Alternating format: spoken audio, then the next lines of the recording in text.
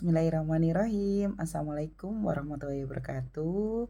Yang saya hormati Ibu dosen, Bapak Ibu, rekan-rekan sekalian.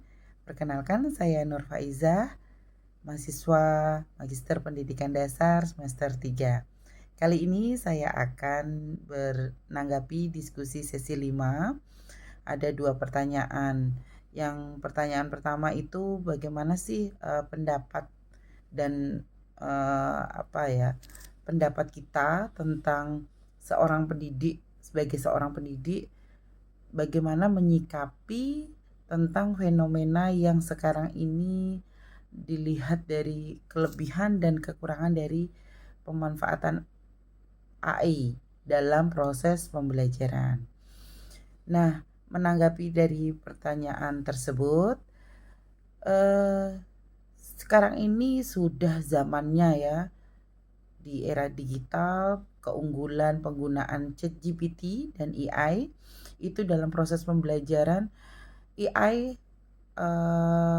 seperti ChatGPT itu memberikan kemudahan dalam mengakses informasi khususnya secara instan cepat, sehingga siswa itu bisa belajar secara mandiri dan sesuai dengan kebutuhannya. Nah, teknologi yang sekarang ini mendukung pembelajaran berbasis masalah dan proyek dengan memberikan arahan atau penjelasan yang relevan. Selain itu, AI juga memungkinkan terjadinya personalisasi pembelajaran karena dapat menyesuaikan jawabannya dengan karakteristik pengguna. Jadi semisalnya di dalam teknologi itu kita bisa menceritakan identitas kita dulu, sehingga tanggapan, komentar, atau jawaban sanggahan di AI itu akan menyesuaikan dengan perintah yang diberikan. Sesuai dengan penelitian oleh Wijen tahun 2023, itu menunjukkan bahwasanya teknologi digital berpotensi besar untuk mendorong berpikirnya tingkat tinggi melalui media seperti game edukatif atau realitas virtual. Nih, di AI ini itu tergantung instruksi, sehingga pada saat kita bijak menanggapi, siswa bijak memanfaatkan, itu sangat membantu.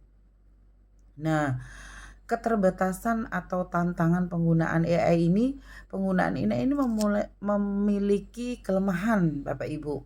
Pertama itu seperti potensi siswa itu menjadi terlalu bergantung, jadi hanya menyalin jawaban tanpa memahami isinya.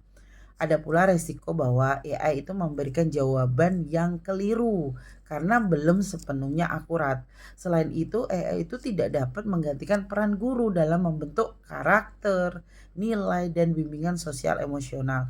Hal ini menjadi bagian penting dari pembelajaran teknologi itu sendiri ya, bahwasanya setinggi apapun teknologi tetapi tidak bisa menggantikan peran sebagai seorang pendidik, karena menjadi pendidik itu bisa melakukan sentuhan secara langsung, pembinaan secara langsung, nah seperti itu.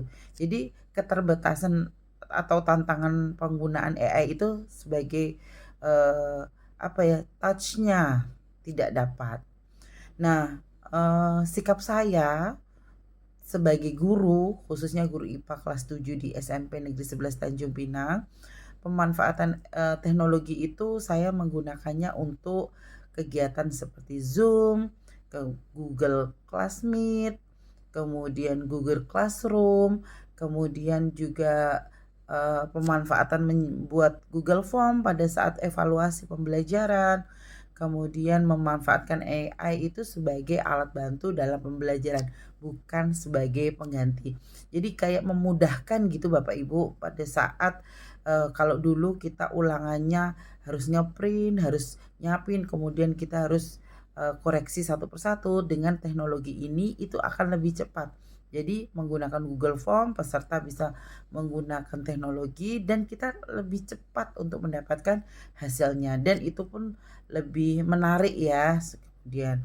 Kemudian saya itu dapat membimbing siswa menggunakan ChatGPT itu sebagai sumber eksplorasi.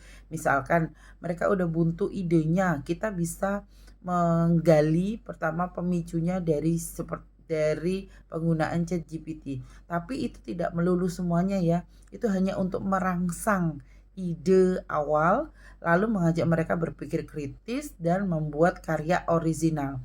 Penasaran tuh mereka, oh iya ternyata instruksi yang kita berikan itu maksimal, hasil yang bisa digali itu juga maksimal. Jadi siswa itu bisa melakukan pengembangan, terutama pada level berpikir tingkat tinggi dalam taksonomi Bloom, khususnya untuk menganalisis, evaluasi, dan kreasi. Nah, menjawab pertanyaan yang kedua, bagaimana sih tanggapan terhadap video A Day Made of Glass Do? Di video ini itu dapat menggambarkan adanya masa depan di mana teknologi layar transparan, sistem pintar dan perangkat digital itu terintegrasi dalam kehidupan sehari-hari. Semuanya touchscreen, semuanya layar sentuh, kemudian di balik layar. Itu termasuk pemanfaatnya dalam bidang pendidikan, penggunaan tablet, penggunaan Android itu juga menjadi apa ya, sebagai teknologi lah, sebagai teknologi. Nah, teknologi yang sudah digunakan di dunia nyata seperti beberapa teknologi dalam video tersebut itu telah hadir dalam dunia pendidikan. Seperti yang tadi ya saya sebutkan ada tablet, kemudian ada VR, kemudian itu pemanfaatan penggunaan cloud, kemudian kerja kolaboratif secara daring melalui platform, kemudian itu sistem kerjanya dikumpulin dalam bentuk Drive dan Google Doc.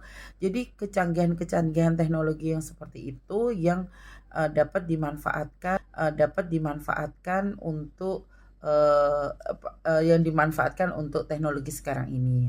Nah, persiapan saya nih selaku pendidik dalam menghadapi perkembangan teknologi yang sangat cepat, saya itu terus berusaha untuk meningkatkan kemampuan digital melalui pelatihan, eksplorasi teknologi baru. Saya juga mengubah pendekatan pembelajaran dari yang bersifat tadinya ceramah menjadi lebih aktif seperti pembelajaran berbasis proyek dan inquiry. Selain itu saya juga terlibat dalam komunitas guru untuk berbagai praktik baik untuk memperkuat kolaboratif. Tidak kalah penting saya juga mendidik siswa itu untuk memahami bagaimana sih etika penggunaan teknologi secara bijak dan bertanggung jawab. Hal ini penting kita sampaikan untuk siswa agar mereka tidak salah menggunakan teknologi. Itu saja diskusi yang bisa saya sampaikan. Mohon masukannya. Terima kasih. Assalamualaikum warahmatullahi wabarakatuh.